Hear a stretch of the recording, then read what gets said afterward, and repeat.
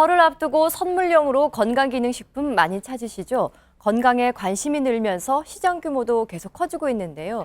그런데 건강기능식품에도 등급이 있다는 사실 알고 계셨나요? 꼼꼼한 경제 성화선 기자가 취재했습니다. 건강기능식품 얼마나 먹고 있나요? 시민들에게 직접 물어봤습니다. 섭취했던 건강기능식품의 종류만큼 탁구공을 넣는 겁니다. 홍삼, 루테인, 비타민이요. 체력이랑 눈이랑 좋아지려고.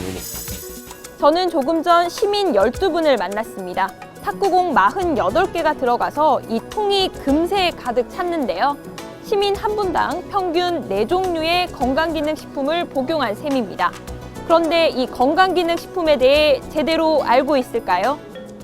건강기능식품을 살 때 확인해야 할 표시.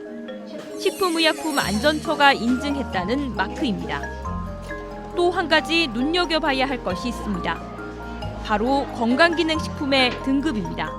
등급이 있다는 건 전혀 신경을 안 썼고요. 그 유명 브랜드를 믿고 그냥 먹는 거죠. 식약처가 지정한 건강기능식품은 크게 4개 등급으로 나뉩니다. 가장 높은 단계는 질병 발생 위험 감소 기능 등급. 비타민 D와 칼슘, 그리고 자일리톨 이렇게 3가지뿐입니다. 다음은 생리활성 기능 등급입니다. 다시 3개 등급으로 나뉘는데 1등급은 4종류로 1.6%에 불과합니다.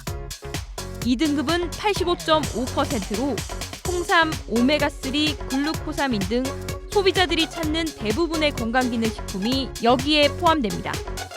그런데 제품 어디를 보아도 몇 등급이라는 표시가 없습니다. 그렇다면 소비자들은 어떻게 등급을 구분할 수 있을까요? 질병 발생 위험 감소 기능은 특정 질병의 발생 위험 감소에 도움을 준다고 표시합니다.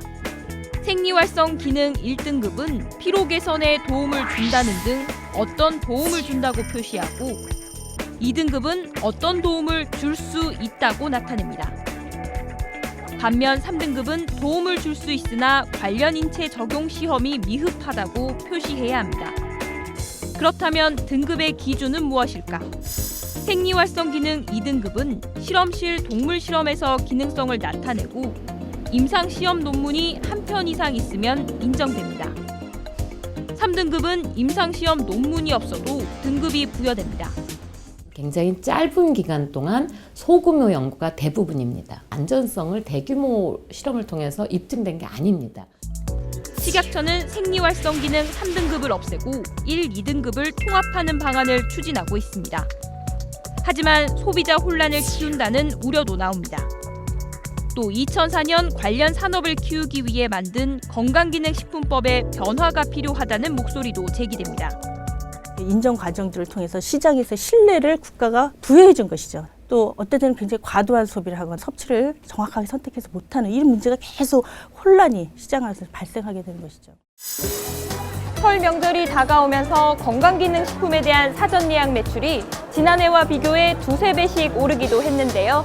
설 선물을 고르기 전 몇 등급의 원료인지 먼저 따져보시면 어떨까요? 꼼꼼한 경제 성화선입니다.